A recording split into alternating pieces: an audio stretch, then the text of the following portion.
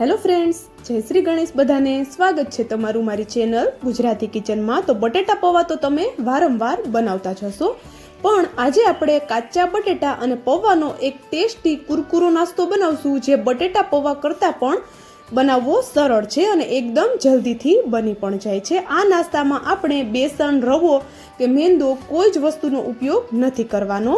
તો ક્યારેક રોટલી શાક બનાવવાની ઈચ્છા ન હોય અને એકનો એક નાસ્તો ખાઈ કંટાળી ગયા હોય તો 5 મિનિટમાં બનતો આ ટેસ્ટી કુરકુરો, સમોસા, પકોડા, કચોરી ભૂલાવે તેવો નાસ્તો તમે ટ્રાય કરી શકો છો. તો ચાલો બનાવીએ. તો એના માટે આપણે અહીંયા અડધો કપ જેટલા પૌવા લીધા છે. તો કોઈ પણ પ્રકારના પૌવા તમે અહીંયા લઈ શકો છો, એટલે કે જાડા અથવા તો પાતળા ગમે એ પૌવા લઈ શકો છો. ને એક મીડિયમ સાઇઝનું કાચું બટેટું લીધું છે. બટેટાને આપણે બાફવાની કોઈ જ જરૂર નથી, બસ સિમ્પલ કાચું બટેટું લઈ લેવાનું છે. અને હવે આપણે પૌવાને પાણી એડ કરી અને 2 થી 3 પાણીથી સરસ એવા વોશ કરી લેવાના છે. તો ચાલો અહીંયા પૌવા આપણા સરસ એવા વોશ કરી લીધા આપણે, અને હવે આપણે એમાં થોડું પાણી એડ કરી અને પૌવાને આપણે પલાળી અને સાઈડમાં રાખી દઈએ કે જ્યાં સુધીમાં આપણે બટેટાને કટ ન કરી લઈએ. તો આપણે અહીંયા પૌવાને વધારે વાર પલાળવાની કોઈ જરૂર નથી, બસ બટેટું આપણે લીધું છે એની છાલ હટાવી લઈએ અને એને નાના ટુકડામાં કટ કરી લઈએ ત્યાં સુધી આપણે પૌવાને પલાળવાના છે. તો જો અહીંયા બટેટું પણ સરસ એવું આપણે છાલ કાઢી લીધી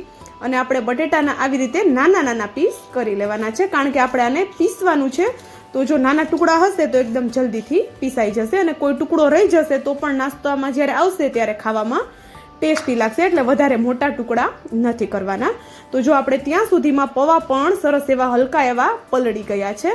તો ચાલો હવે આપણે અહીંયા એક મિક્સરનું જાર લઈ લઈએ અને એમાં જે આપણે કાચા બટેટા જે ટુકડા કરીને રાખ્યા છે તે એડ કરી દેવાના છે, અને સાથે જે પૌવા રાખ્યા છે સાઈડમાં પલાળીને એને પણ એડ કરી દેવાના છે. હલકું એવું પાણી હશે તો ચાલશે, વધારે પાણી આપણે નથી જવા દેવાનું. તો આપણે અહીંયા પૌવા પલાળતી વખતે હલકું જ પાણી એડ કર્યું હતું, જેથી કરીને પૌવામાં વધારે પાણી નથી રહ્યું. તો બટેટા અને પૌવા એડ કરી દીધા પછી નાસ્તામાં એક બાઇન્ડિંગ આવે અને નાસ્તો આપણો ખાવામાં થોડો ટેસ્ટી લાગે, એના માટે અહીંયા નોર્મલ જે આપણા બધાની ઘરે અવેલેબલ હોય એ ઘઉંનો લોટ લેવાનો છે. તો વધારે એડ નથી કરવાનો, બસ 2 ચમચી જેટલો આપણે ઘઉંનો લોટ લેવાનો છે. તો આપણે આનું હવે ઢાંકણ ઢાંકી અને એક દરદરું એવું આપણે આને પીસી લેવાનું છે. તો જોઈ શકો છો તમે અહીંયા કે આપણું જે બેટર છે એ આપણે દરદરું એવું પીસી લીધું છે. હલકા એવા બટેટાના ટુકડા પણ દેખાય છે અને એકદમ સ્મૂધ એવું આપણે આને નથી કરી લીધું. તો બસ આવું જ આપણે પીસવાનું છે. પલ્સ મોડ ઉપર પીસશું એટલે આવું પીસાઈને રેડી થઈ જશે. તો આવું જો બેટર પીસશું એટલે નાસ્તાનું ટેક્સચર છે એ ખૂબ જ સરસ એવું આવશે. એકદમ સિમ્પલ, એકદમ સરળ એવી રેસીપી છે. તમે 5 થી 7 મિનિટમાં આરામથી બનાવી લેશો. તો ચાલો હવે આપણે બધું બેટર એક બાઉલમાં લઈ લીધું અને એમાં આપણે અડધી ચમચી જેટલું જીરું અને સ્વાદ પ્રમાણે મીઠું એડ કરી દીધું. અડધી ચમચીથી થોડી ઓછી હિંગ એડ કરેલી છે. હિંગનો ટેસ્ટ આમાં ખૂબ જ સરસ આવે છે. જો તમારે મરી વાટીને એડ કરવા હોય તો તમે મરીનો પાવડર પણ એડ કરી શકો છો, એની ફ્લેવર પણ ખૂબ સરસ આવે છે. સાથે એક મીડિયમ સાઇઝની ડુંગળી જેને ઝીણા ટુકડા કરીને એડ કરેલી છે, અને એક મોડું મરચું હતું મોટું, એ મેં ઝીણા ટુકડા કરીને એડ કરેલું છે. તો આપણે અહીંયા લાલ મરચું પાવડરનો ઉપયોગ નથી કરવાના, તો આપણે અહીંયા લીલું મરચું થોડું વધારે લીધેલું છે, અને થોડા લીલા કટ કરેલા ધાણા એડ કરી દેવાના છે. જો ધાણા અવેલેબલ ન હોય તો થોડા મીઠા લીમડાના પાન જેને તમે ઝીણા કટ કરીને એડ કરી શકો છો. અને નાસ્તો આપણો અંદરથી એકદમ ફ્લફી અને ઉપરથી એકદમ ક્રિસ્પી બને એના માટે આપણે અહીંયા 2 ચપટી જેટલો ખાવાનો સોડા લેવાનો છે, અને 2 ચમચી જેટલું આપણે દહીં એડ કરેલું છે. તો દહીં એડ કરવાથી આપણો નાસ્તો એક તો એનું ટેક્સચર પણ સરસ આવશે અને સાથે ખાવામાં પણ ટેસ્ટી લાગશે. જો દહીં અવેલેબલ ન હોય તો થોડી છાશ પણ તમે અહીંયા લઈ શકો છો, અથવા તો અડધા લીંબુનો રસ પણ એડ કરી શકો છો. તો હવે આ બધી વસ્તુને આપણે ચમચાની મદદથી મિક્સ નથી કરવાનું અને હાથની મદદથી એકદમ સરસ એવું એને ફેંટવાનું છે. તો બસ વધારે પણ આપણે એને નથી ફેંટવાનું, 1 થી 2 મિનિટ જેવું એને ફેંટશું.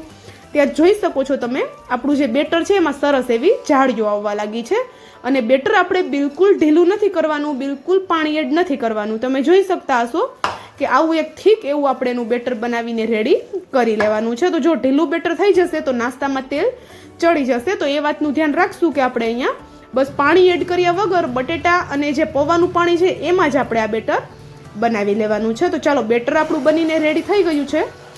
તો હવે આપણે એને તળી લઈએ.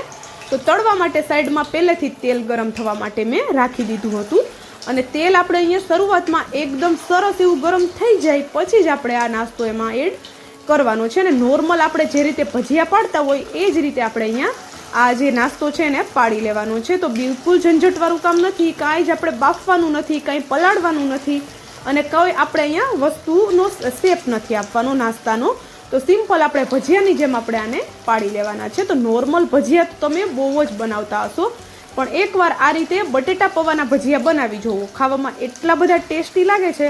અને સાથે જ આ જે આપણે રેસીપી બનાવી છે એમાં કોઈ જ વસ્તુ આપણે બહારથી લાવવાની જરૂર નથી રહેતી. સિમ્પલ વસ્તુ છે જે દરેકની ઘરે આરામથી અવેલેબલ હોય જ છે.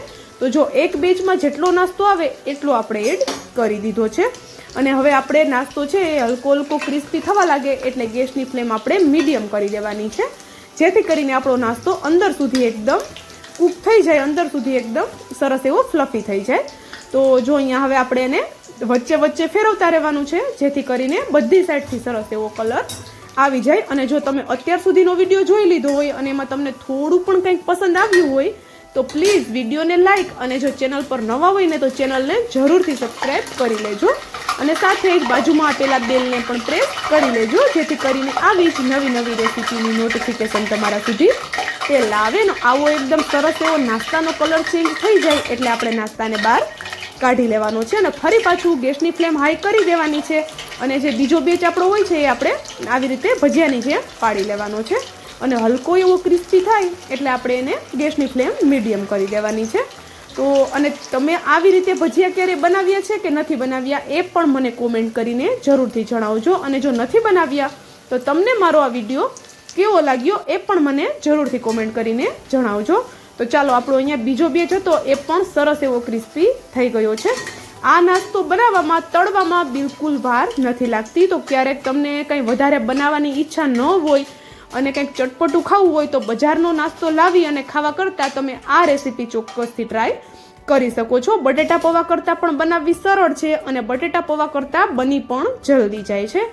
એકદમ સિમ્પલ વાળી રેસીપી છે અને મારી મોસ્ટ ઓફ બધી રેસીપી એવી જ હોય છે કે બધા ઘરે આરામથી બનાવી શકે અને સાથે જ બધાની ઘરે વસ્તુ આરામથી મળી રહેતી હોય એવી જ હું બધી વસ્તુ મારી રેસીપીમાં યુઝ કરતી હોઉં છું. તો ચોક્કસથી મારા બીજા વિડીયો પણ તમે ચેક કરી શકો છો. તો જોઈ શકો છો તમે અહીંયા આપણો હવે નાસ્તો એકદમ જોરદાર એવો દેખાય છે કે કોઈને જોઈને જ ખાવાનું મન થઈ જાય એટલો બધો ક્રિસ્પી અને અંદરથી એકદમ ફ્લફી બની ગયો છે. તો જો હું તમને બતાવી પણ દઈશ કે આપણો નાસ્તો અંદરથી એકદમ ફ્લફી છે અને ઉપરથી એકદમ ક્રિસ્પી બને છે. એકદમ સિમ્પલ વાળો નાસ્તો તમે ચોક્કસથી ઘરે ટ્રાય કરી જોજો. And thank you for watching.